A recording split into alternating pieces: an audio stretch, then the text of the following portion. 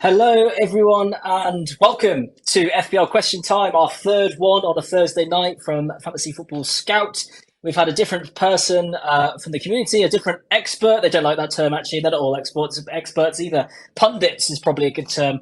Three different pundits. I mean, I can see Andy listening. He was last week. He's definitely not an expert. We all know that. So, he was great. Thank you, Pim. Today we've got a very special guest. We've got FFScout Mark Sutherns. If you don't know who Mark is, Mark started Fantasy Football Scout back in 2007, and he is now still very much part of the team, and he runs FPL Black Box with us on YouTube. Hello, Mark. How are you?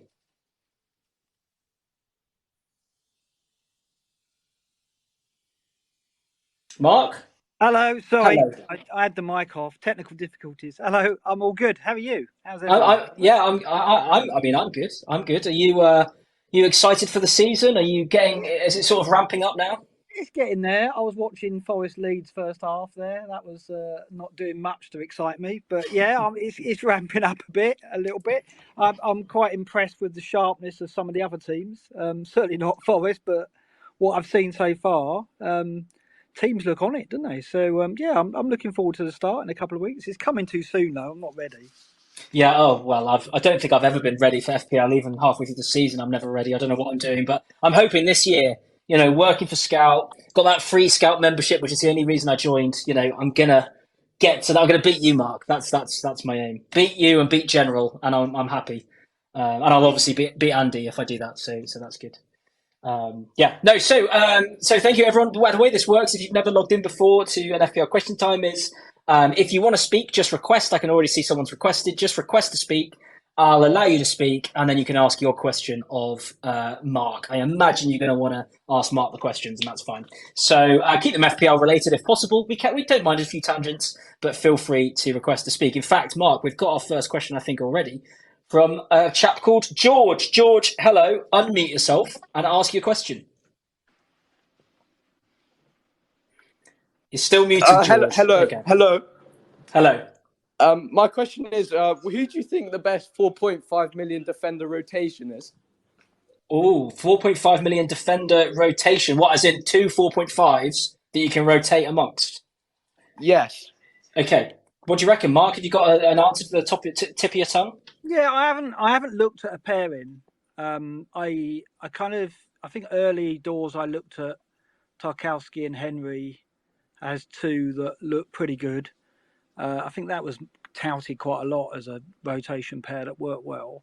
Mm. I have gone for a 4-5 defender at the moment. So I have gone for actually five active defenders. I haven't gone for a 4 million defender. So I've got Henry at the moment, and I probably will do that.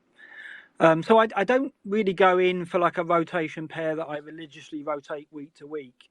It's more that I do look to get a rotation going in my defence Yeah. with someone like a Stupinan. I mean, like a player like a Stupinan, I don't. I think everyone's going to have him. Whether we play him every week, though, I don't know. I personally think I would get a Stupian and wouldn't necessarily have him, and I'd probably rotate him with someone like a Henry or a Tarkowski. I do like, although I don't like the Everton defence, I do like their threat set plays. Yeah. So I think it's kind of at the moment I'm looking at either Henry or Tarkowski to start as my 4-5. I will have one of them, but yeah, I know I don't really go in for a rotation pairing at the back, so I haven't really looked into it in detail. But those two were the two that I did look at first of all as potentially rotating them match on match. Cool. And can I ask a question? So Sorry, George. I'm just going to follow up with that. I'll come back to you in a second. Have you got Sven Bachmann, who is a 4.5 million defender, No, in the joint best defence last season? Has that ever happened? yeah, it's incredibly dull though, isn't it? Going for Botman. Yeah, I mean, I had him at first. Obviously, I think all of us picked him straight away, didn't we? Mm, I don't think he's going to make my 11. okay. I think he's a player that it's a very unglamorous pick. I don't think he's It's a tricky necessarily. start. It's a tricky start. That's It's a what I very don't tricky think. start, and so I haven't got any Newcastle players. I don't think many of us will. Botman will probably be the most popular Newcastle player going into the season. I do think there's just better, more attractive 4.5 options out there at the moment that kind of draw my eye. So no, I'm not going to go Botman. Okay. George, back to you. What were you going to say? No, I was just going to then clarify. So you prefer a 5 million and a 4 million defender rather than two 4.5 million defenders? No, I don't. I've got quite an expensive back line at the moment. So I'm spending quite a bit back there. So I like to start the season with a bench that I can turn to. I probably want to have two active players on the bench. I probably will have a 4.5 forward that will unlikely get any kind of pitch time or minutes, both in my team and in reality. But I'll probably have two subs that I can bring in or turn to, because I like the idea of not being vulnerable to injury or suspension early on and force me into a transfer. Ideally, you want to get through game week 1, not make a transfer in game week 2, and take the two transfers as when you first make a transfer, you've got two to play with. So in order to make sure of that, I'll probably have quite a bit of money on the bench, not massive amount of money, but at the moment I'm probably going to have a 4.5 defender starting on the bench. If it is Henry, I'm not going to start him against Spurs, but I am going to start 4 defenders at the moment, game week 1 as it stands, and have Henry on the bench, and then probably a 5.5 or 6 or even a 6.5 midfielder on the bench as well, with a rotation going on in midfield. Is probably the way I'm going to go. Okay. I think at the start of the season, defences are one of the things that you can kind of pin your hat on to some extent. I think they're one of the things that we know, for example, that City are going to be very strong in defence. So I think I will have a City defender. Arsenal have got good fixtures and they're strong in defence. And so I'll probably have an Arsenal defender. And Estupiñán, everyone's got him. I think the big decision is whether we have Trent or not.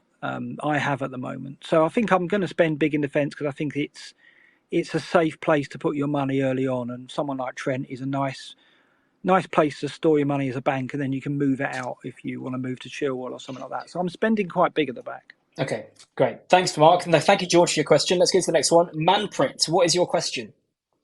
Hey, Mark. Hi, guys. How are you doing? Hey. My question was regarding the forwards up top. I have Haaland, of course. Throughout, since the game started, I've had Jesus. But looking at the preseason games, I'm looking at the price point between 6 to 7.5 million. So I've got Visa, João Pedro from Brighton, Jackson from Chelsea, and Darwin from Liverpool. So do you think at those price points are something to look forward to, or to start off with in game week 1, or should we go with the tried and tested? I think there's a lot of options that are going to come into it very early on. I think Watkins, Darwin, and Nkunku, Jackson, these are all players that will lightly tempt me, but I won't lightly start with them. I think the obvious route is to start Jesus and then move off him after the first couple of games, and that's probably what I'll do. I think that gives you a couple of good fixtures. I'm not very optimistic about Forest going to the Emirates game week 1. I think that Arsenal are going to score 3, maybe 4 goals. So I think having Jesus is, or at least having 2 Arsenal attackers, is probably very well advised. Palace away is a difficult second game, but you'd still think they're going to get something there. So I think Jesus is just a very, very secure safety blanket option. And then you move off him, don't you? I mean, Chelsea have got that good turn of fixture from, I think, game week 3 or 4 onwards. So that's when you look at Jackson and then Cook. And the good move is, because Jesus is 8 million, you can move to one of the Chelsea strikers really easily. Even if they go up in price, it's not a big deal. So, moving off Jesus is really easy down to one of those Chelsea pairing. Or then if you leave it late, you hold Jesus for after United. I think Arsenal got United game week 3, haven't they? If you hold him for that game, it's game week 4. Say if you hold him beyond game week 4, you can then look at Watkins after that because his fixtures turn good. And Darwin is the X factor. I mean, I still think that Gakpo will start the season at Chelsea, but I think Darwin. We all think Darwin will have a better season and will eventually be the first choice. So, yeah, his time will come as well. But I don't think I'd risk any of those game week 1. I just think Jesus is, it's a gift to start with him and then move off him. I think it's very easy to do. Cool. Great question. Great. We've got so many people requesting. It's brilliant. We've got 7 or 8 people requesting. So let's try and storm through them. AbbyJ, what is your question? Hey, hi everyone. So my question to Mark is that Do you think it's a wise strategy to maybe start with Salah and attack that captaincy fixture versus Bournemouth? And in game week 3, with so many midfielders, whoever raises the hand, then it's easy for me to move to them from Salah. Do you think it's a wise strategy to do that? I wouldn't personally. I think it's very difficult. It's going to be very difficult to move off Salah. I mean, if you're getting him for game week 2, why would you then move off him in game week 3? Because he would have just delivered in game week 2, presumably. So I think if you're getting Salah, you've got to think you're going to want to hold him. And I think there's so many options around the 6.5 mark, like you say, that obviously they're not going to match Salah. But I think the value you can find there is strong. So for me, I've never had a draft with Salah. Really, I have had a look, but I just don't like what it does. Haaland's a given, obviously, and I want Saka and one of Rashford or Bruno, and then I think if you're getting Salah, it's really going to cripple the rest of the team for me. So obviously, if you want to go with that, presumably you're not going Trent then, because Trent's obviously a viable captain game week 3 as well, game week 2 as well. Obviously it is. Your team's going to be very different to everybody else's if you go Salah, because not only is that one player, it's going to be several players that you're going to be different over to the template. And you can't go wrong with Salah. We know what he's capable of, and that Bournemouth fixture is attractive. I will obviously hark back to the 7-0 last season? Was it 9? No, 9-0, where he didn't even get an assist, and I captained him in that game. So it's not a given that it's not a given, first of all, that they thrash Bournemouth, and it's not a given that Salah returns either, because obviously there's a lot of attacking talent on the pitch. I think I'm quite happy going into that game with Trent, and maybe possibly captaining him in that game, rather than, I wouldn't be worried about not having Salah. I don't think his ownership is going to be devastatingly high, because a lot of managers who will, like me, want to save their transfer and not move to Salah after game week 1. Yeah. So okay. I wouldn't do it personally, but if you're wedded to Salah, and I know there's a few people in the room I can see who are traditionally wedded to Salah, then fair play. You're going to have a very different lineup, and you're not taking a big risk with going Salah, of course, because he's such a great player. Yeah. Brilliant. Thank you very much for your question. Thank you, Mark, for your answer. Let's go next to Phoenix Christian. Arsenal till I die, you say. It says, what is your question, Phoenix? You have to unmute yourself. Hello. Hello. I was wondering, is it essential to have 3 Arsenal players in your starting lineup? Great question. You will obviously think it is, Phoenix, being an Arsenal fan, I presume. Yes, of course. Of course. Go on, Mark. Give us an unbiased view. I think that the fixtures are very strong for them. And I think that opening fixture, like I say, I do think they're going to profit. I think that there's going to be goals for them in that first game. And I mean, they look very sharp against Barcelona. I thought they were incredibly sharp. And against United, although they lost, they looked sharp enough. There's so much talent there. I think the players that are likely to start for me, I mean, I think there's doubts over Martinelli, Havertz. I think Odegaard, Saka and Jesus are probably likely starters game week 1 and 2. I think you've got to have 2 of them myself. So I'm at the moment I'm on Jesus and Saka. And then at the back, I mean, Gabriel is too easy as a pick. I think he's probably a season keeper, I would say, because he's obviously going to start all matches, if not, unless he's injured, and he has a threat from set plays, and at 5 million it's too cheap for me. So I think that most are going to have at least one Arsenal defender and one Arsenal attacker, and I think given the fixtures you'll probably want to back 2 Arsenal attackers. So I wouldn't say it's essential, but I would say it's sensible for sure. Yeah. Mark, we've got nearly 200 people in this space. It's amazing. Just before I take the next question, just 30 seconds, Mark. Why is getting a Scout membership, free or paid, a good thing to do for your FPL season? You invented the thing. What do you think? I made the members area. I think like the availability of data for me changed the game. The way I played fantasy football, when I created the members area, it was all about bringing Opta to people for the first time in the form it was in. Opta was around that time, was on websites. I think Squawka was out at the time. They were the first website to kind of like put tables out there and articles about data, and then we followed very shortly after. And I think for me, I still use the old sortable tables and the comparison tool religiously, and I just find them so valuable.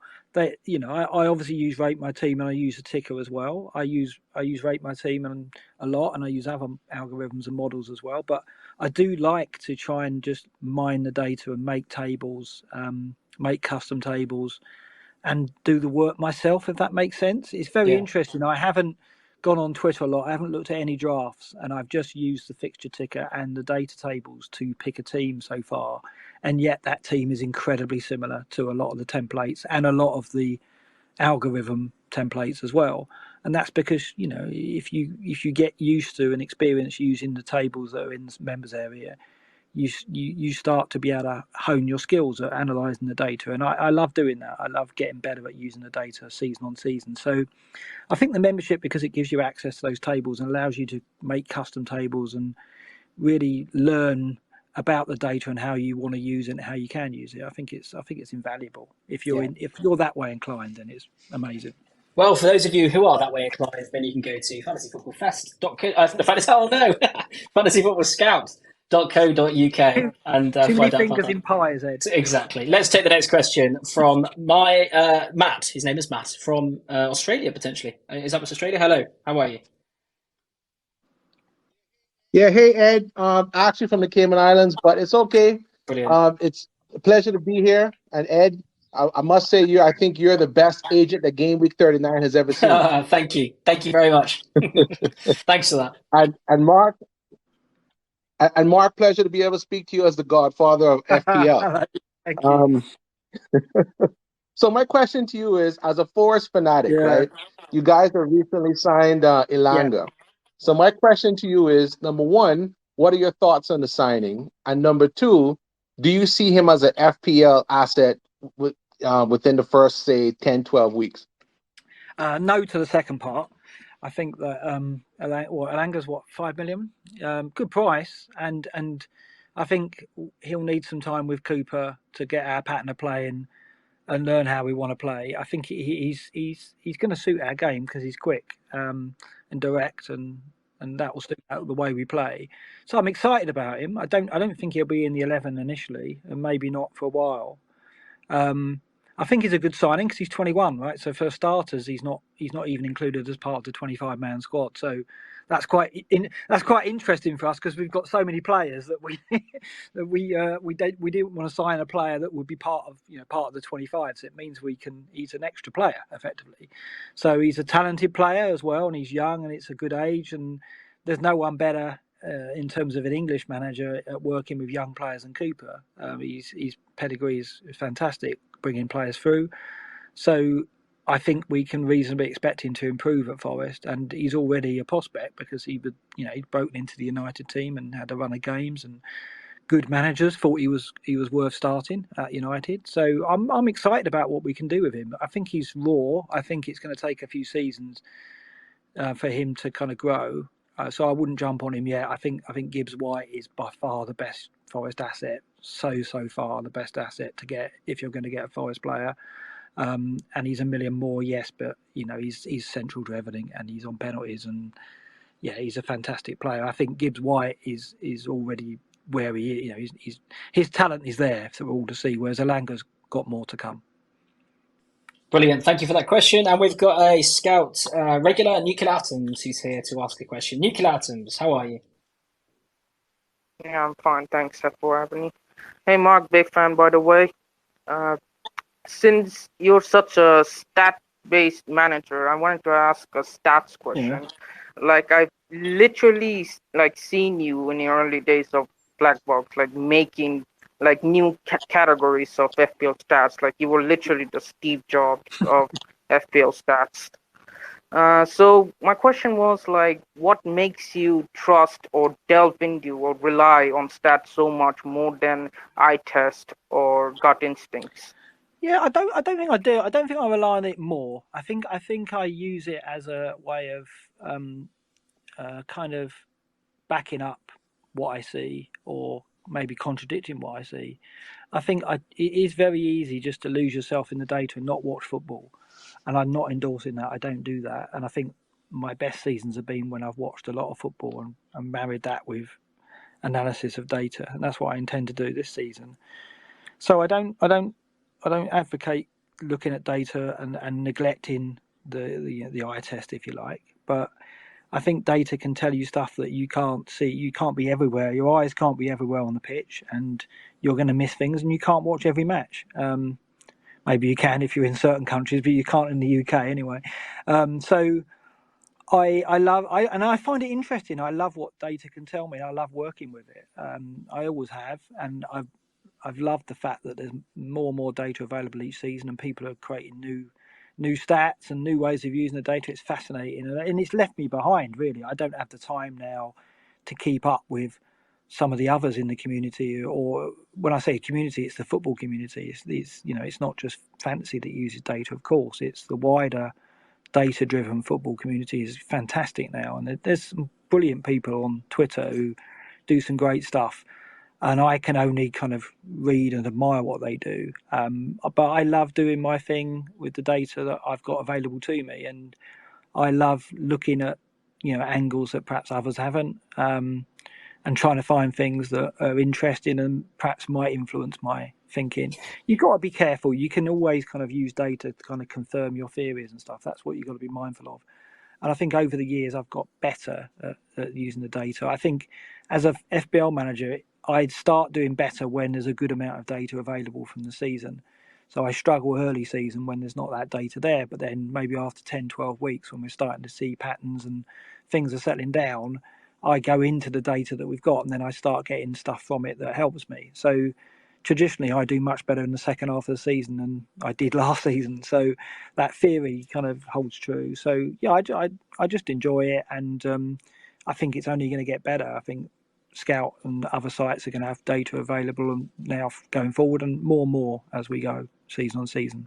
Yeah, no, great question. Thank you for that. We're rattling through them. Loads of people requesting. This is crazy. Over 200 people now here as well. Brilliant. Thank you very much, everyone. Musa, what's your question? You'll have to unmute, Musa.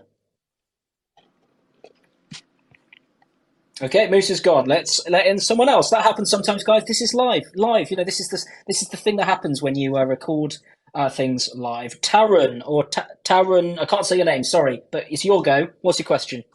Hi, no worries.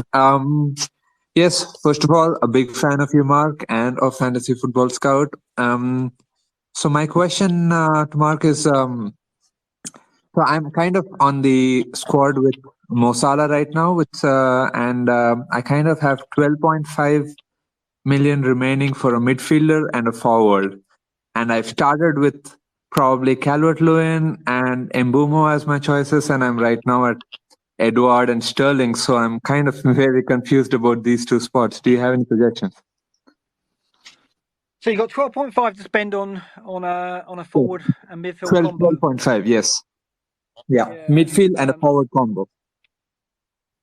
So I think when you go below 6.5 in midfield, the options are quite scarce. I have got Gibbs White at 6, but then 6.5 forwards to marry of that are difficult. There aren't many. I think Calvert-Lewin at 6 million does look popular. I would possibly look at Wissa at Brentford, but then obviously you're ruling out Mbeumo. You probably wouldn't want to pair up. But I quite like Wissa to start the season if you haven't got Mbeumo. So I would look at something like a Wissa, maybe Eze, if you've got Matoma already. So if I don't know about Calvert-Lewin, I don't trust Everton. I don't trust Calvert-Lewin's fitness. He's already broken down in pre-season. So, when the season starts and the strains of Premier League starts, I just don't know if he can chain 3-4 games together. It really depends on how long you need to rely on that forward. So I would lean toward Wissa and then a 6.5 midfielder. You've got quite a lot of choice there. If you want to take a risk, you could go in for Diaby at Villa or Barnes at Newcastle, but I would probably look at Eze, Matoma or Mbomo, but then doubling on Brentford wouldn't be advised. So Eze and Wissa, I would say. Great question. Thank you for that. Let's go to the next one. So many people asking. I know I keep saying that. Tanmoy, what's your question? Yeah, thanks for having me. So my question is like, is it a wise decision to start with some Chelsea and Spurs asset, considering the fixture swing in the game week 3 and 4, and banking some transfer, or wait for to check whether how they are performing because of the new managers they are having? Yeah, I favour the latter tactic. I think that obviously pre-season is a good guide. I think Chelsea in particular have got too many new players for us to jump on them from game week 1. I think Jackson and Nkoku are probably going to be in my team at some point, and probably yours as well. But do I think they're a good idea for game week 1? Liverpool at home, first fixture. That could go either. I mean, I think that's going to be a tight game. I don't think there's going to be a lot of goals in that. I mean, it's difficult to read. I would say that I'm going to avoid a Chelsea player to begin with, but certainly plan to get them in from game week 3 onwards. I plan to take the 2 transfers into game week 3 and then likely move to 2 Chelsea players and maybe get off Brighton at that point. So, maybe Matoma will go and maybe Jesus will go down to a Chelsea attacker, or I may go with Stupinan to Chilwell if I can get that 0-5 back by going Jesus to one of the Chelsea attackers. So I'm very much looking at Chelsea, but not from game week 1. As for Spurs, yeah, Porro I like a lot, and if I had more courage, I might go Porro from game week 1, but I'm not going to. But I think, again, he's a player I'm looking at from game week 3 or 4 onwards. I think they got Bournemouth early on, and they got quite a decent run, Spurs, from that point on. Just looking now, yeah, Bournemouth, Burnley, Sheffield United from 3, 4 and 5. So I'm looking at them then. So both Chelsea and Spurs are on my radar, and that's the reason I want to take 2 transfers into game week 3. So I'm setting up to make sure I can do that. So I'm going to have a bench that I can absorb injuries and get to game week 2 with a decent enough team that I don't need to make a transfer. So I'm not going game week 1 either of those teams. I'm favouring the latter tactic. Let's wait and see, but definitely have them on the radar. Brilliant. Thank you for all your requests. We're going to first of all go to FPL Grass FC, then ATL Spurs, and then don't worry, I do see you FPL Chad. I see you FPL Testimony. I see you Jarov Kashyap. Sorry if I'm pronouncing his names wrong. And I see you FPL Thinker, and I see the others as well. So we are rattling through these. Let's go FPL Grass FC. Thanks for having me on. My question is with respect to Brighton. I really like the team, but I'm not really sure which assets to back. With Europe, I expect a lot of rotation, plus I think the returns are spread around a lot more. So what's your view on that? Yeah, I agree. Which Brighton assets? Yeah, go I for agree. it, I think that the start is so strong, though. Luton Wolves, for me, those 2 teams are probably going to be in the bottom 3 come the end of the season for me, the way it's going. I think Luton just aren't equipped to deal with Premier League football. I think that they're going to come up, give it a go, and very much prepare for the next season with the parachute money. Maybe I'm wrong. Maybe in the home games they can get some results, but we've got to think in recent years they look like one of the lesser equipped teams to come up. They'll have a style that might be effective, but I think the early spirit that they might show might get found out after 3 or 4 games, and then we'll see them in the bottom 3 for the most of the season, if not all of it. And Wolves, things are very bad at Wolves by the looks of it. I mean, there's problems with the money situation. Lopetegui's not happy, and when a manager's speaking pre-season about his discontent at lack of transfers, things aren't well. Spirit isn't there, and I think they were fortunate not to get dragged into it last season. So I think they're going to struggle. So I look at Brighton's first 2 fixtures and think we've got to get on them. I think you need 1, if not 2, of their players. I've got Estupiñán and Matoma, as most people have, and I think it makes sense. So, but I agree with you. Once they're in Europe and once that kicks in, given the choices that De Zerbi has got, they're not long-term prospects. I plan to get off of my Brighton assets quite early. Do you think Enciso, a lot of people obviously seeing Enciso $1 million less. Sorry if you just said this, I was just distracted for a second. But Enciso, Is that just too much of a risk on expected minutes? Yeah, I mean, for me, I'm on Brighton for the first 2 games, so I want players who are going to start the first 2 games. And no, you can't be certain of any of them, but I think if you're going to grade players on their certainty of start, I'd put Matoma ahead of Enciso at the moment, so that's where I'm going. March Okay. is a good option as well. But as we've seen pre-season, De Zerbi's got so many options there. It's going to be very difficult to pin it down. But the last friendly is normally a very good indicator of the first 11 for the first game. And I think Matoma and Estupiñán will get the first 2 games at least, and that's all I need them for probably.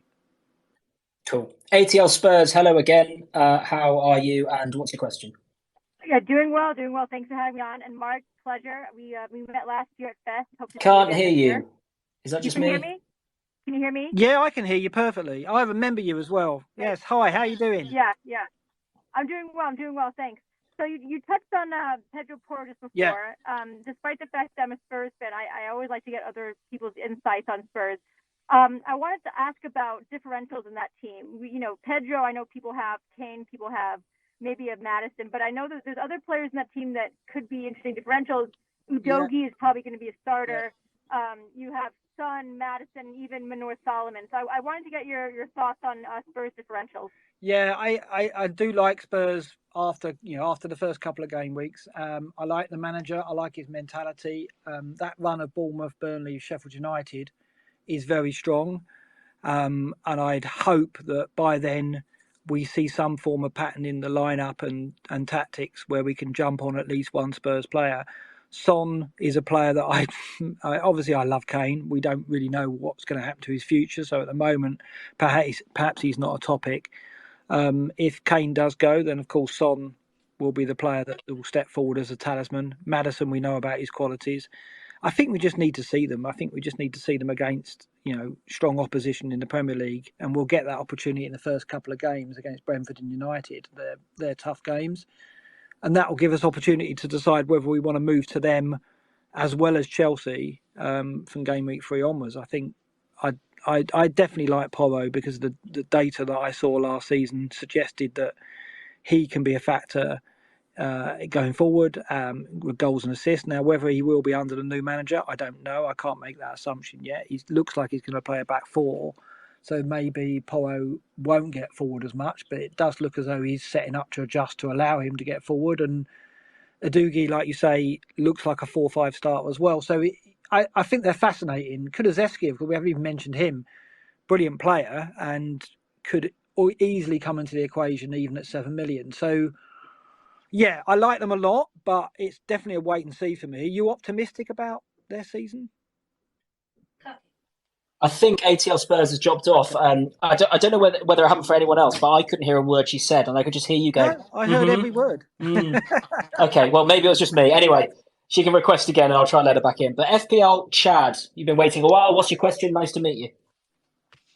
Hi, Mark. Hi, Ed. Thanks for having me. My question relates to Man City assets. So I just wanted to know, Mark, besides Haaland, what other Man City assets are you looking at as a second or third option? John Stones, for me. I think I want a City defender. Ake's tempting, but obviously Cancelo's still about, which is a worry. And Lewis could play left back as well, although he's been playing further forward. At the moment, if I'm going to have a City defender, it is Stones. Obviously, he's not playing in the back; he's playing in midfield. I do think that he'll start at Burnley because that's the kind of game that they're going to need Stones, I think. And he'll probably start the Newcastle game, but I think you look at Sheffield United away, I think he starts that. So it's a lottery going with City, of course, because apart from Haaland, there is going to be rotation. And I think even with someone like Stones, you're not certain he's going to start, but I think Pep likes him in that midfield pivot, and I think he will make that place his own. And we saw that when he played there, he actually can contribute going forward as well. He's a good enough player where he can chip in with assists and even goals. I think he ended the season with 2 goals, 2 assists, which he wouldn't have done if he was playing centre back. So I like him at 5.5. I think it's a good price. I think the start of the season strong for City. I think there's clean sheets all over that start. So I want a City defender, and that's what I'm going with. Would I go with another midfielder? Not yet. I mean, I see Foden in a lot of teams, but I just think there's a lot of value below Foden's price point, and I do think the rotation is difficult to call. And so I want to see what happens to the City midfield before I make a call on another asset. But I'll probably start with Stones as well as Haaland. Brilliant. Thank you very much for the question. We're moving on. Let's go to, who was it? I think Testimony, you were first. So let's take your question. Then we'll come to Dhruv and then FPL Thinker. So Testimony, what's your question? Hello, Mark. Good evening. So my question is as regards the goalkeepers, because I love to start the season with a 4.5 goalkeeper, Right. and the options I can find the likes of Flecken or Brentford, who has not looked good so far in preseason. Still, everybody seems to be going for a Stupinan, so I don't fancy the double up. The Brighton defense, Pickford, I trust Everton defensively. Same with Johnstone. So I don't know at the moment, who do you think is the best 4.5 million pounds goalkeeper, or do you think it's viable to stretch the 0.5 extra for someone like Onana? That's my question. Good question. Goalkeepers. I want the answer to this as well, Mark. So come on, talk to us. I look at it and think I wouldn't want to just have one 4.5. So if you're going a 4.5, you're looking at a pairing like a Leno Pickford pairing, which is very good. It looks strong, the rotation. So if you are, for me, I'm always spending 9 million. And if I'm always spending 9 million, I can afford a 5 million and a 4 million. So the 4.5 pairing's got to be better than the 5 million keeper. And I look at the 5 million. So why are you always spending 9 million? Because I don't think any of the 4-5 keepers I want to play home and away. Like a Pickford, I like him in a rotation with Leno, but I don't like him as a keeper I'd play week in, week out, and he's my only keeper. And I don't look at any of the 4-5 options and think, I want to play him every week. So I would always want to pick 2 4-5s if I picked one, because I want a rotation. It depends what you can do with the 0.5. If you really need that 0.5, you might be tempted to go with a Pickford and then a 4 million keeper like Areola or Bentley. But I personally have gone with Onana. I just think that's a gift. 5 million for coverage of the United defence with good fixtures. Yes, Luke Shaw is there, but I think there's options with Gabriel Estupiñán, Trent, Stones, and other 4-5s that you don't need to go Luke Shaw. I know he's more likely to get bonus, but the pressure then is on him getting for that extra 0.5, getting those attacking returns and bonus. Whereas Onana just looks, he's going to start every game, and United are going to be strong enough in defence, and they've got good fixtures. So personally, I'm going a 4 million and a 5 million, and I'm going Onana. If I was going 4-5s, I'd go a pairing, and I'd go Pickford and Leno. But I don't think there's a 4-5 that I would go to on its own without a pair. Okay, good. You knew your answer and you said it. Perfect. Dhruv. Is it Dhruv? I can't. Yep, I don't know whether I'm saying the name right. I'm probably not. It's Dhruv. Oh, good, Dhruv. Nice to Yes. meet you, Dhruv. Nice What's your meeting you. question? So my question is more around the template, Mark. So last season, beginning of the season, I got really burned with the template or not following it or not following the formation. But towards the end, I did really well by not following it. So when do you follow your gut towards not following it, and when do you really just don't fight it, kind of thing? So Very good. Yeah, I love the question. I've consciously taken the decision this season to not look at other people's drafts on Twitter. I'm still in Twitter. Obviously, I'm in it right now, but I'm deliberately just passing any. You're not, Mark. You're in X. Okay, I'm in X. All right, for God's sake, yeah, fair enough. But I'm basically just flicking past every time I see a lineup. I'm not looking at it because I think I'm aware that my team is likely to be very aligned to the template, but that's okay. I don't want to consciously take that in low and make that a thing, because I think last season I did that and I deliberately went against the template and backed Kane and Son instead of going Jesus and Salah. And as we know, Jesus and Salah started the season very well and Kane and Son didn't. Yeah. And that destroyed me. And then I was catching up, and then I made a bad decision with Haaland, and then it all went wrong from there. So that was kind of like a domino effect of being influenced by what I saw on Twitter and being frustrated that my team was going to be very similar to everybody else's. So this season, I'm just picking my team with the ticker and the data, and I'll run it through some models. But I won't look at what other people have done and what other people are picking, and I won't look at ownership. Probably, I haven't looked at ownership in terms of using it in the FBL site. I know that my team is well owned. I don't need to look at ownership to know that people are picking the players I've. My problem, Mark, is I don't look at what anyone else is doing, and then I pick my own team. That sounds good, but then I triple captain Allenson Maximan because I don't look at. So you've got. I think if you're smart and intelligent and good like you, then that's good advice. If you're an idiot like me, just copy everyone else. It depends, right? I mean, I know that I'm negatively influenced by the template. I know that I'll probably make some bad decisions by deliberately wanting to go against the template. Whereas I know that there's managers out there who don't mind the template one bit, and they actually find it reassuring that they're picking a team that's a template team, and that's their way of playing. I know myself as a manager, and I know my drives and influences. So I'm trying to cut that out of my preseason so it doesn't negatively affect what I pick game week 1. Now, my advice to you is do something similar, because I think the template is there because they're wise, sensible, safe picks to start the season with. And what I learned from my mistakes last season was trying to push from game week 1 was a bad call, and I had plenty of time to push. And as it happened, I managed to turn my season around in the second half of the season. So that proved to me that I don't need to push and roll the dice early on. I can bide my time and set myself up to make some transfer moves, and every now and then I'll push with one of those moves and hopefully make the difference that will gain rank. So my advice would be to just embrace it, try not to be influenced negatively by the template, and then rely on your transfers during the season, and of course the chips in the second half of the season, the double game weeks where we can make up a lot of ground. Take comfort that there is plenty of time to make a difference and go against the grain. There'll be times when you can do it and exploit it, but game week 1 isn't one of them. Okay, brilliant. Thank you, Mark. Next question from FBL Thinker. Not FPL Thinker, FBL Thinker. Love it. What's your question? Yeah, thanks, Ed. And it's great to speak to Mark. I tried to interact with him many times, but fortunately, this is the one. Hi, Mark. Hi. Yeah. So I just wanted to let you know that you are my favorite FPL guy, and I have learned FPL seeing you on the FPL show and on the Scoutcast. So it's a big fanboy moment for me. Thank you. That's good to hear. Yeah. So my question is how much importance do we give to preseason games, like players picking up form on preseason, and based on the eye test, and how many we should get in, and what is the optimal strategy in the beginning of the season? Let's say at the first 8 weeks, how to go about it if we are targeting a high finish, and means what you do. Preseason, it's difficult.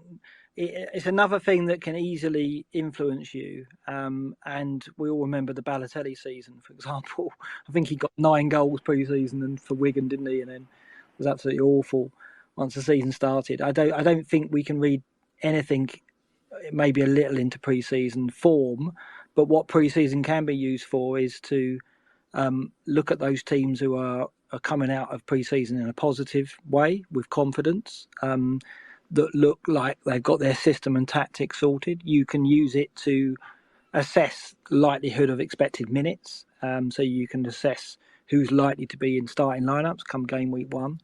You can look at tactical changes, so you can look at what we knew going into pre-season and what we know coming out of it, and whether that's changed. So it might be that teams are setting up different, formations are different, or a new manager or a new player has come in and changed systems as a result.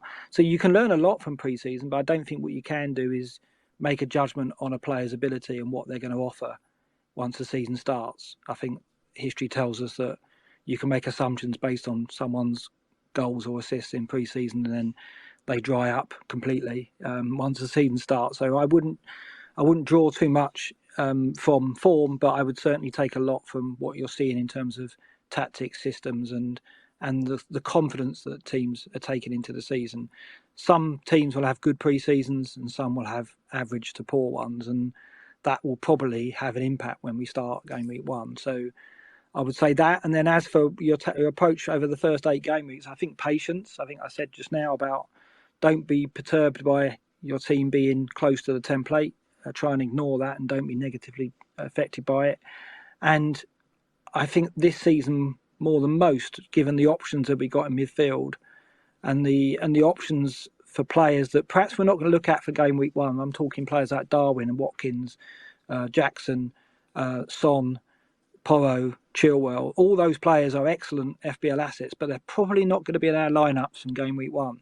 So what you've got to do, and what I would advise you to do, is sit and plan your transfers over those 3, 4, 5 game weeks to come, and make sure you're set up in terms of flexibility with price points in your team so you can move to those players easily and efficiently, and make sure you've got a bench so you're not forced into making early transfers that aren't towards those players, because you might get an injury game week 1 and then before you know it you've got to then change Saka to another player, and because you haven't got anyone on your bench for game week 2, Saka might only be a doubt, but then you can't, you haven't got an 11, so you've got to make a change. So set your team up so you can absorb a few injuries early on and have a plan for how you're going to move to those players, some of those players I listed, or maybe more, that perhaps you don't want to take a risk on in game week 1, but you certainly want to look at from game week 3 or 4 onwards.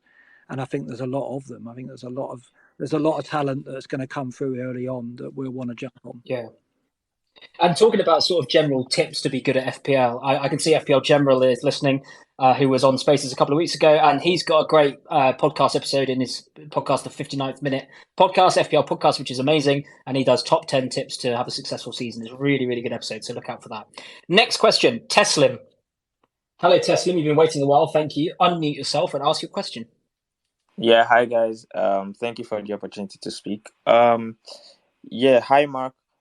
My question is based on the Arsenal assets. So after yesterday, the Arsenal game against Barcelona, we saw Saka take a pen and miss the pen, and I was wary of this happening. And what does this do? I know this may be too early actually, but what does this do for his viability as an FPL option, right? Saka and then Jesus not.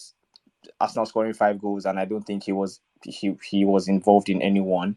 I have both of them at the moment, and I'm genuinely looking to take both of them off, because I think Odegaard takes pens off Saka when the season comes. Is that, like, if Saka is off pens, is that a good move to make? Great question, Teslim. I'm just, before you answer, Mark, I just wanted to let you know that Forest are losing. I know, I'm watching, yeah. I just turned it on and saw. I expected that, is what I mean. And that's probably, and what I would say as well, Forest don't have a left back, so I would not be taking Saka out of my team at all, because we're going to start the season probably with Nico Williams playing left back. And I know he plays there for Wales, but even so, that's not ideal. Okay. I don't think. Yes, I saw Saka miss the penalty, but I also saw Saka cause Barcelona a load of problems. And I thought he was Arsenal's best attacking player. So I didn't leave that game thinking, well, I need to take Saka out because he missed a pen. If anything, I felt that he was by far the best attacking option that Arsenal have got. He's probably the most assured starter. And I think he's going to develop as a player again this season and probably beat his returns of previous seasons. Odegaard is fantastic, and I would want Odegaard as my next Arsenal attacking player. I certainly prefer him to Jesus, but Jesus gives me the flexibility to move off him early on to other attackers that I've mentioned, like Jackson and Cuckoo, Watkins, Darwin, and that flexibility is going to be important. So if you don't have Jesus, you might end up then with a cheaper striker, and then you can't move to one of those Chelsea players or to Darwin should they fly. You'd have to make several transfers to do that, and that's less flexibility. And I do think while Jesus didn't get anything in terms of points from the Barcelona game, Arsenal will beat Forest, I think, by 3-4 goals. So I think there's every chance he'll get something against Forest anyway, and then they go to Palace. And yeah, it's a difficult game, but I don't see Jesus being a long-term thing. Saka, though, I still think Saka over Odegaard for me. I still think it's very close, but I'd still go with Saka. I don't think it's a given he's going to lose penalties. We saw Saka miss a pen for England, and Arsenal backed him by leaving him on pens. I think for that reason, they won't take pens off him. I think it's quite a sensitive thing for him, not missing penalties and then backing him to take pens. I think he'll keep them myself. But Odegaard, I admire greatly. I'd like to get Odegaard in my team, and hopefully at one point he will be. But I'm going to keep with Saka and Jesus for the flexibility and the assured starts, and I still think Saka's a better option. Brilliant. Thank you for the question. Let's go to someone who's been waiting for quite a while. So sorry, Saeed, but let's go for you. Saeed, what's your question? Hey, hi. Thanks for the opportunity. Hey, Mark, big fan. Thanks for giving so much for the community. So my question is, with regarding to formation, right? Over the last couple of seasons, we have seen uh, uh, we have gone heavy on the defense and then moved to midfield. You yourself, there was a point in the season that you invested a lot on midfield, right? So, what is the ideal formation? Would you suggest to start with 3-5-2 with or 3-4-3 or just go with the balance 4-4-2? I think 3-4-3 is going to be. I think for me, I'm playing two up front. I'll play five. I'll have 5 first choice midfielders, and I'll have probably 5 first choice defenders, and I'll be very flexible. Game week 1 at the moment, I'm probably going to go 4-4-2. Game week 2, it'll be 3-5-2. So I'll probably move between those two formations. I don't think having 3 forwards for me is viable. I think there are forwards there, but I think the value in midfield is so strong that we'll want to have 5, I would say, active and contributing midfielders. I don't think I'm going to go lower than 6 million for any of my midfielders. So I think I'm going to have 5, 6 million and above, and do some rotation with that and with a defender. And so my formation will switch, but I don't think I'll ever have more than 2 strikers. Now, that's early on. It might change, and it might be that Darwin and Jackson change everything, because if they do fly, and they're both, Darwin certainly looks capable of flourishing this season, Jackson showing signs that he could be first choice for Chelsea, and they're going to improve under Poch, of course. So it might change, but I think that I'll start the season with 2 strikers and have 5 midfielders and probably 5 active defenders as well, just to give me that ability to rotate a bit and have a bench that can absorb any injuries, so that I can make sure I can plan my transfers in. So I think it's going to be an interesting one, though. I do think that Nkunku and Jackson and potentially Darwin could shake things up, because if those 3 do flourish, then we may well move to 3 strikers at some point in the season. But I don't think it's going to be early on yet. Great, thank you for the question. We're going to go to FPL Posh Spice. What a name, FPL Posh Spice, and then we're going to go to Mickey after this. So FPL Posh Spice. Yeah, hello.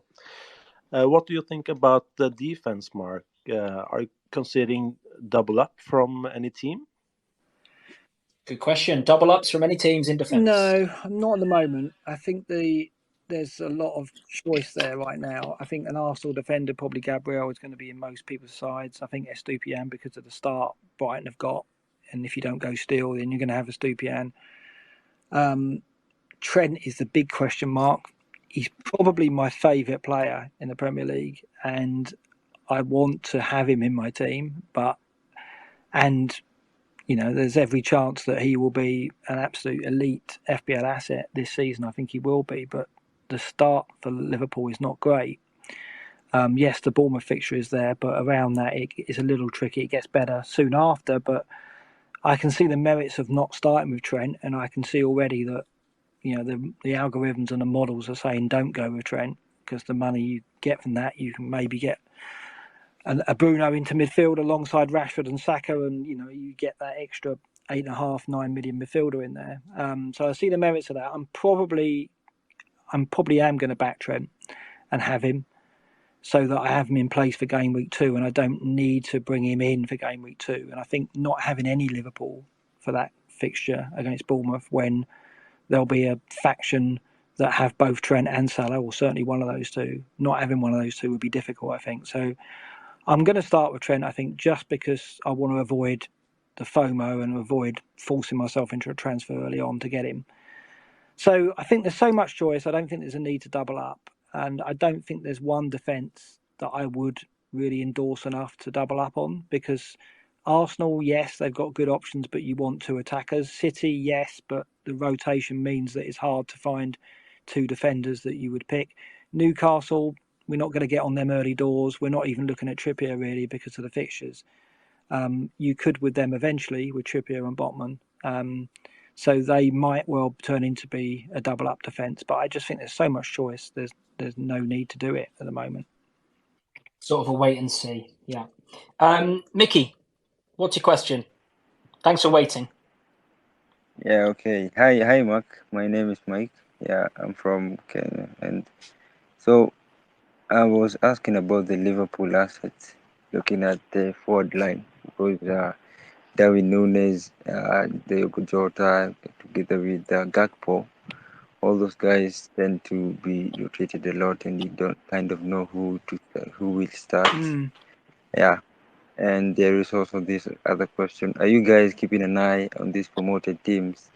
And which players can you pick out from those promoted teams which are good for FPL? Yeah, thanks. Yeah, I mean, I think most FPL managers want Darwin to be a thing this season, but I think that it's likely that Gakpo is going to start at Chelsea. I think Klopp will probably prefer him for that game. So I think it's going to take time for Liverpool's attack to settle down. We know that I would say Salah and Diaz are probably first choice, but the options that Klopp has got with Jota and Darwin there means that there's disruption available all the time. So it's a real risk, I think, to go with anyone other than Salah.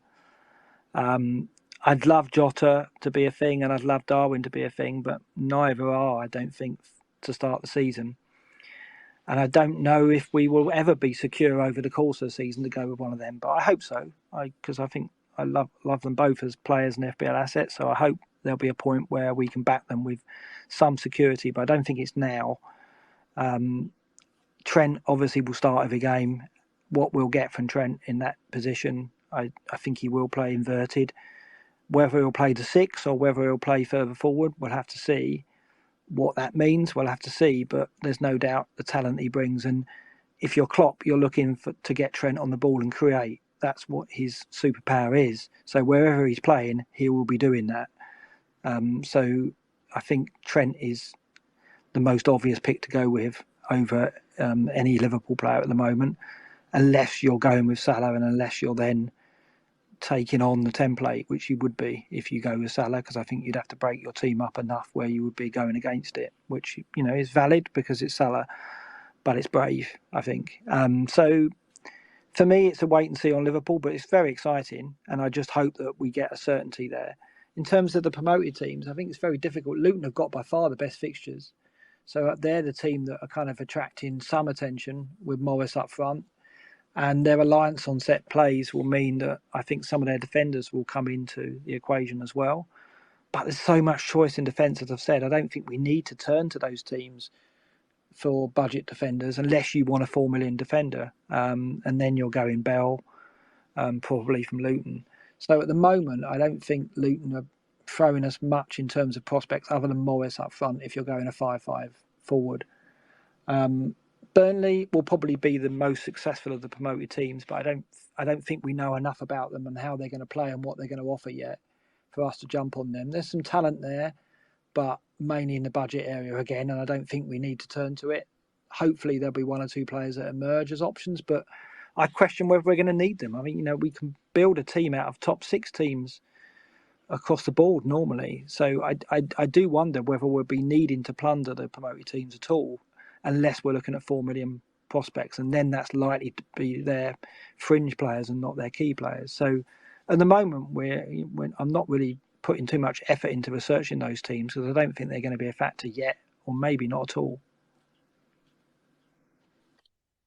Great question again. We're just going to do the last few. FPL retired. What's your question? FPL retired, you'll have to unmute yourself. It'd be a big shame if you don't speak. You've been waiting for quite a while. Okay, let's get Akib. We'll give FPL retired a chance. Akib, what's your question? Hello, Mark. We all know, most of us, that you are a Nottinghamshire fan. So I am asking about the current situation of goalkeeper position in your Nottingham team, Yeah. and the Anthony Elenga situation, and Morgan Gibbs White. If you can tell us about Yeah. that. I'm pretty sure Henderson will sign. I just think that's going to happen. He wants to come. I don't think he's would consider going anywhere else. And you know, you see him speak out on social media about the club when Alanga signed. So he's come in, I think. So, and Henderson with Steele is a good combination at 4-5. I mean, I spoke about Pickford Leno as a good rotation, but so is Henderson and Steele. If you look at the Brighton Forest rotation, it's fantastic. I think it's a home fixture all the way through to like game week 19. And Henderson is a good FPL keeper. I think points per 90. I think he ranked second last season. So he saved 2 penalties, yes, but that's one of his abilities. He's a very good penalty saver. So Henderson's a good keeper to worth looking at once Forest settle down. But Forest start is a nightmare. It's 4 away games against top 6 sides, and we're losing currently to Leeds 2-0, which sums up our pre-season. 2-0 now. 2-0. Crikey. So we've been dismal in pre-season. We've got injuries everywhere. Gibbs White and Johnson haven't been on a pitch yet. Both our first choice centre backs are injured. We haven't got a keeper. We haven't got a left back. We're all over the shop. So this is why I'm saying, if you're thinking about not getting 3 Arsenal players, I think you're making a big mistake, because I think they're going to beat us quite comfortably. They put 5 past us last time. I wouldn't be surprised to see it getting somewhere like that again. So I don't like saying it, but that's going to happen. We're going to start badly, I think. We have got 2 good home games though, Sheffield United and Burnley, and so I'm looking at potentially having Gibbs White for those games, because I'd like to have a Forest player in those games when I go and see them. And I do think at home we're a very different side, and I think we're capable of beating Sheffield United and Burnley. So yes, you could excuse having 1 Forest player to start the season if he was on your bench and you're bringing him on for those games, but that's about it. So yeah, unfortunately. Mark, have you got time for 2 more Go questions? for it, yeah. Great. Okay, first we'll go for Abdul Kaduz. Abdul Kaduz, what's your question? Yeah, thank you very much. Thank you guys for giving us insights on FPL. So my question is pretty straightforward, although it combines a whole lot of questions into one. So firstly, I'm on Estopinian Chilwell Ake Shaw as my defensive asset. Yeah. So I'm looking at a scenario where Arnold or Liverpool are not keeping clean sheets. So in that situation, do you think, regardless of whether Liverpool is playing Bournemouth in game week 2, in that situation, do you think Arnold is still going to be a reasonable asset to keep? Because although we all know how valuable Arnold is in the game, but at that price, at 8.0, is essentially a midfielder that has that's going to be rewarded with clean sheets. Yeah. So if I'm getting 8.0, if I'm going to pick an 8.0 asset, I don't know if it's going to worth it if I'm not getting clean sheets. If I'm not getting clean sheets from him. So I don't know if it's better to just go flexible at the beginning of season, or just hope on Arnold and hope that Liverpool is going to keep clean sheets. Yeah, it's a fair question. I think most of us are asking ourselves about Trent. I think the problem is the risk, and yeah, I think he could go one of 2 ways. I think like we could come out of game week 2 with Trent blanking, and those who have got him see his price potentially dropping going into game week 3, because everyone's got it getting off him because he blanked against Bournemouth, and everyone's getting on Chilwell because his fixtures are better. So that could certainly be a scenario that happens. But equally, the scenario is you don't go Trent and he explodes against Bournemouth, and then you can't move to him, because moving from a defender to an 8 million defender is not going to be something you do with one move. So what are you doing? You're going to take a hit game week 3. So I think the scenario of going without him and him exploding against Bournemouth and then you having to do a bit of surgery to get him is worse than the scenario of you starting the season with him and him blanking against Bournemouth. Because the worst case scenario there is you can decide, right, okay, do I hold him because I think he's going to come good, or do I do a move to Chilwell? That's not a difficult decision. Whereas if you don't go with him and he does well in game week 2 against Bournemouth, how are you going to get to him? You're not going to get to him easily because you're obviously going to spend that excess money. So you'd have to lose a good player to get to Trent, and you probably have to do you will have to do 2 transfers. So that's not ideal. Not when you want to start looking at Chelsea and Spurs players and the likes of Watkins and Villa players in game week 3, 4, and 5. You don't want to be spending money getting Trent in, or spending transfers getting Trent in. So I just think the risk outweighs that in that scenario. I'd rather go with Trent from the start, have him and have that security of him maybe exploding, and not having to move to him, rather than being in the camp where you're hoping he blanks against Bournemouth. And yes, Liverpool might not keep clean sheets, but they had a pretty dismal season last season for defensive returns, and yet they got 14 clean sheets. Now, that was in a poor season. Only one team got more than that, and that was Man United. So, I mean, how bad is it going to get for Liverpool's defence this season? Are they going to do better or worse than 14? Because, you know, a player who's contributing goals and assists and getting 14 clean sheets, that's going to do well. That's going to be worth 8 million for me. We just don't know, you know, whether Trent's going to flourish. But what I saw in the end of last season and what I saw for England was a player who was growing into a role where he could be the creative hub of a team, and I think he will be for Liverpool, and that's surely going to give us goals and assists. I think it'd be a risk not going with him. I can hear in the background some yapping from a little friend of yours. Is that Az? No, not tonight. No, he's not here tonight. That is my Mark's in the chat. I also own a sausage dog like Mark, like General. We have almost identical sausage dogs, but so maybe it's a thing that FPL Marks have their own sausage dogs. Don't know. Wow. Any other FPL Marks, do email in because there's not time to request now. Let's give last person the chance to speak. We tried last time. FPL retired. Go for it. Yeah, sorry, my phone died while I was about to speak. I've got a quick question about Onana.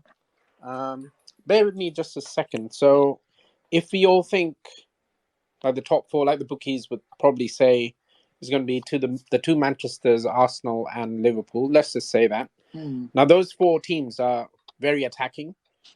So, just like last year, someone like Ramsdale and Edison and Allison were bad picks because you used up a slot where you could have used it for attackers, pitch who are on the outfield. Wouldn't Onana be then a disadvantage because you couldn't get? Let's say you've got Bruno and Rashford, and Shaw really starts assisting and bombing forward. Wouldn't you then be in a dilemma because you'll have to take a hit or move your goalkeeper? The last thing I want to do in my FPL sort of season is just transfer goalkeepers. I think it's a complete waste of time. Yeah. So for that reason, I don't like to have goalkeepers from attacking teams who then use up a slot where I could use it for. Like, for example, you wouldn't get Ramsdale if you could get Odegaard, Saka, Jesus, Gabriel, Saliba. So why would you go for Onana? And you have to leave your emotion out of it.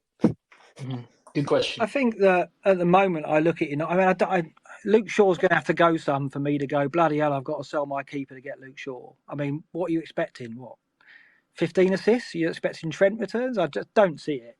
So I don't look at United at the moment and think there's another player other than Bruno and Rashford who's going to drive me to carry out that kind of surgery. Whereas with Arsenal, yes, there are attacking players there that would do that. I don't think Luke Shaw's ever going to hit the heights that's going to make me go, oh, I really regret getting the United keeper now. He might prove me wrong. He might get 11, 12 assists. He might get 3 or 4 goals, but he's got to stay fit. And that's always seems to be an issue for Luke Shaw.